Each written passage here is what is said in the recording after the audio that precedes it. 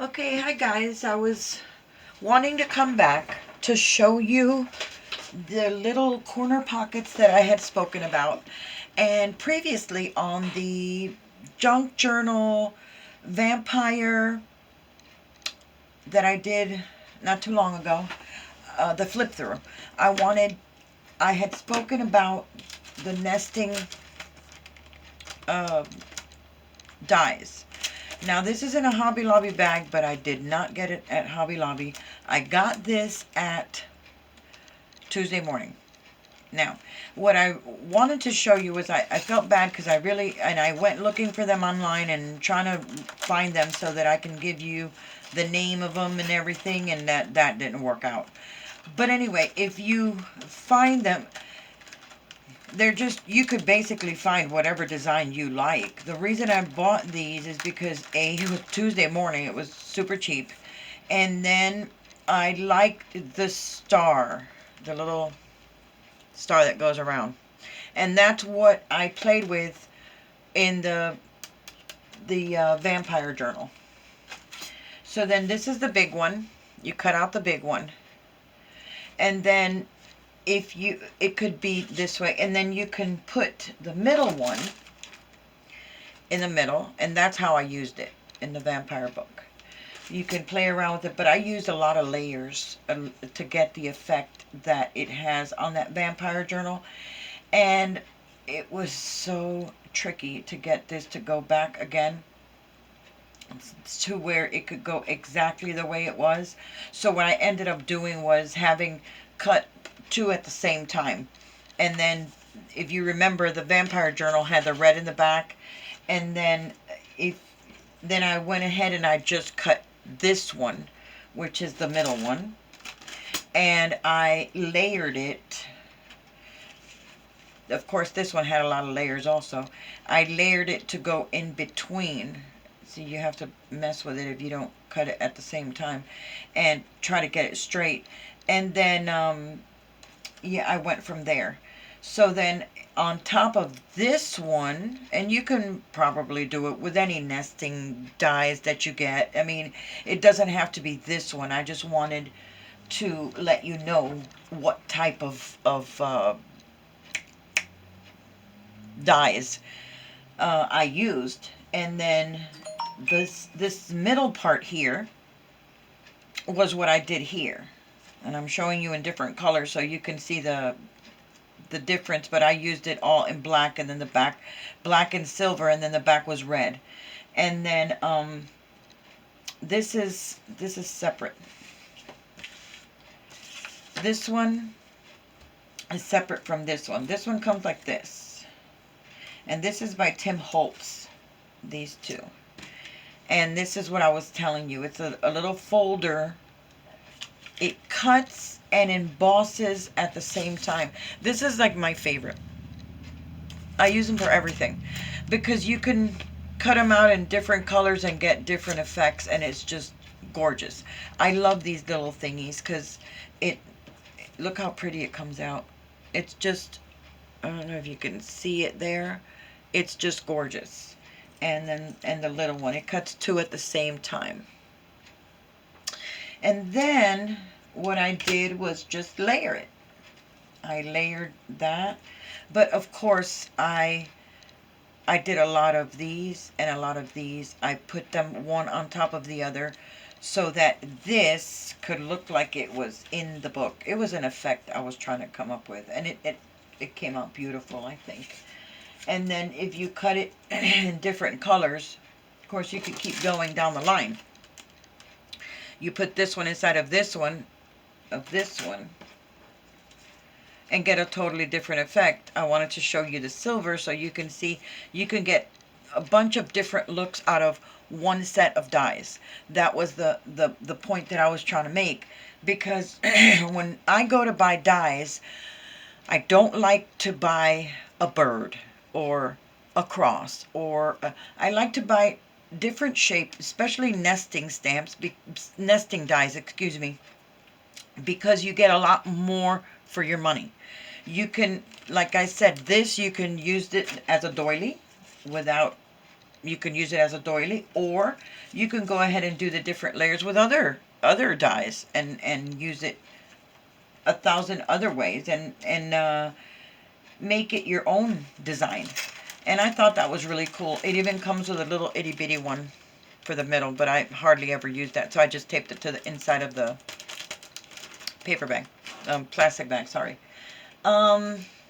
Another thing that I had showed was this. This was this is my page marker, and now I lost the page.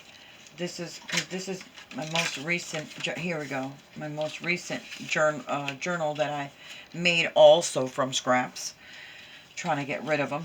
And this right here, it just sets right here and reminds you, or reminds me, because I'm 10-second Tom. So whatever I don't write down, it's gone.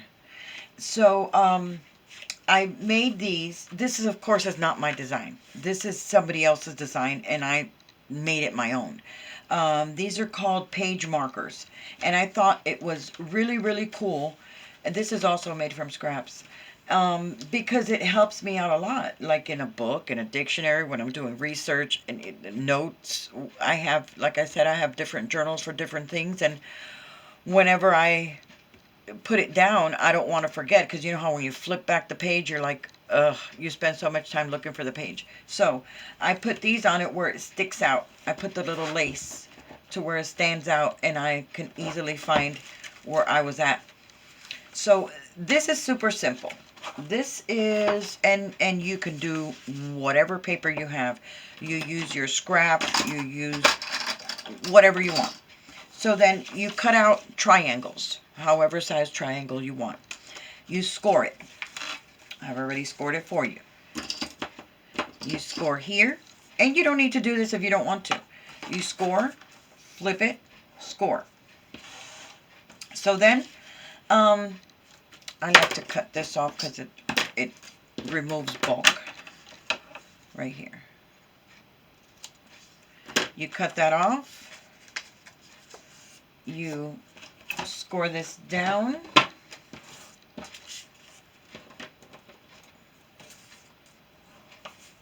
You score here. You score here. And at this point, you could leave it like that. You glue and just paste this one. I worry about this side later on. I cut this off later on. But then what I like to do for it to stand out like on the book, I like to put trim. So what you do is you would put glue, and like I said, you could do whatever you want. I put the trim down like this. Then I put my glue again, put my triangle down, and I clamp it. I clamp it all the way around.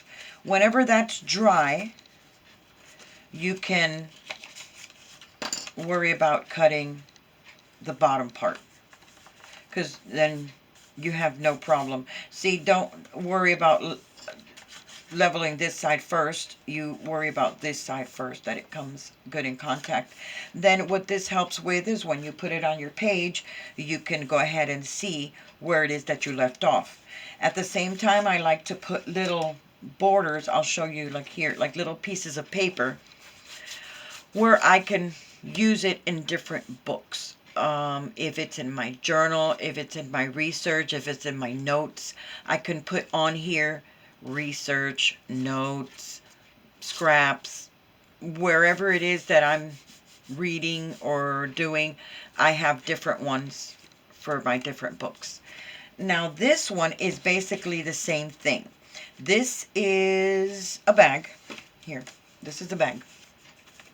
Itty bitty bag I got at Hobby Lobby. Then I folded it in half, cut this bottom part off. You can glue this if you want, or you can put the lace in here so that it could stand out. It's all up to you. You could make your own design. I had fun making these little things, and I've been thinking about making more, because they really do help me out when I'm looking for something that I was reading and it doesn't get frustrating. So then what this side serves as is, not only can you leave this open and with a blank page so you can write notes down, and this is a label so you know where you're at. It goes just like this. It goes just, I'll pick a hard one. So then you put it here, you open up your little triangle, you put it on your page, and then here you have to write on, or like I said, to label whatever it is that you're looking for, or have your spot saved as. Because I'm basically always doing the same thing, either research, or I'm doing notes, or looking for color schemes to go with whatever it is that, whatever junk journal I'm working on. And I'm always writing down like little pieces of paper like this. They're always hanging around, so I just stick them in there. And yeah. Another thing I wanted to talk about was texture. You're going to see this probably in the next next flip through that I'm going to be doing from the vintage, no, I'm sorry, it's Victorian Women.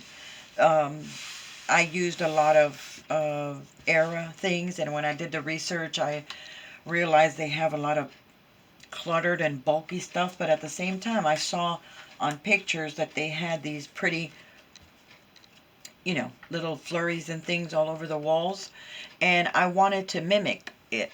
And then I got, this is a wall stencil that I got from Walmart, and the stencil is, it's like to make patterns on the wall and stuff like that, but I liked the design, and I said, well, I could try to work it in. And I did. I've worked a lot.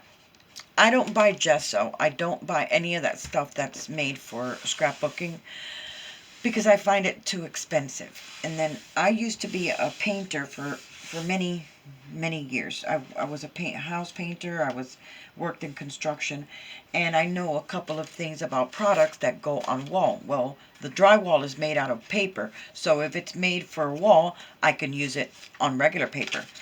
So that's where this idea came from a while back. And then this is spackle. Spackle is made for walls. This is lightweight spackle. That's what you have to look for. It dries quick and it's very, very light. Now, regular spackle weighs a ton. This weighs nothing at all. So then what you do, what I do, I take a little bit out, like approximately, because you know, to do this type of stenciling doesn't take a whole lot at all. So what I do is I take it out of here, I put some in here, and now I'll mix it with paint, I'll mix it with pigment powders, I'll mix it with ink, and just mix it really, really, really good. I probably think you won't be able to see it. I mixed this one with gold paint. And so I ran it with my little, I have an applicator from Harbor Freight, which works fine. It's about that thick, and it's flexible, so you go from top to bottom, and it does it evenly. I really didn't care about the evenness because I love this look. So then on this paper, it kind of didn't go. This is vellum paper, and I wasn't happy with the look. So, because it does wrinkle, the paper, but the next day, because you leave it 24 hours, you let it dry, you come back the next day and your paper is straight. So then what I do to seal it and for it to last a long time, see, you can do this to it, I put Mod Podge on it. And if you want to go the step further, you can tint your Mod Podge like I did on the other book, on the Bohemian Butterfly, that I explained how I mix the ink in the Mod Podge, and it works just fine. You can do that over this before you do this. So you mix it and then you put the Mod Podge on it, or you can stain the Mod Podge and skip the step with the painting on here, or do both. I haven't done both yet, but I know it works with mixing the spackle with the paint or pigment or mica powders, I think they're called. And whenever you get the effect, just make sure you mix it well so that it goes even. Now, if you want to go have a swirl effect, I've never done that before, but you can also try. Then before, if you want to do your details like edging, maybe you want this to stand out a little bit more, use your watercolors mixed in with a little bit, go very light. Whenever the spackle dries on the paper, be very careful what you're going to put on it. Don't put a lot of water on it, or else it'll start getting moisture again and it's going to start getting soupy on you. But I found that when I seal it with Mod Podge, it's fine. Look, like I said, you can turn it and it does nothing to it. Now this is 2 coats of Mod Podge. 2 coats. And I'm pretty sure you can think of any way you can use this. It's a lot thicker than stucco, and you can get different effects. Like I like this one. I'm sorry it didn't kind of work for vellum, but you know vellum is kind of difficult to work with. It's very sensitive. But you can see the detail and how pretty it looks. I love this. I've been using spackle for years, and it's $4.50, $5, something like that, the little tub, and it's very inexpensive. You can do, I'm sure, many things with it. You could even put it in a piping, which I've done before. How you make the flowers, and you could even, if you mix it enough, you can make it soft enough to where you can make little flowers out of it and wait for it to harden 24 at the same 24 hours. You can go back to it 24 hours later and then paint it or do whatever it is that you want to do with it to seal it, because you really do need to seal that. Well, that's all. I just wanted to make a short video to let you know what was going on and catch up with the stuff that I had told you I was going to show you. I have a lot more things in mind. Thank you for coming and visit me, and I have another journal here, I think tomorrow or the day after. I'll be loading it up. And yeah, I'm working on a lot of things, and thanks for stopping by. Have a great day. Be safe. Bye-bye.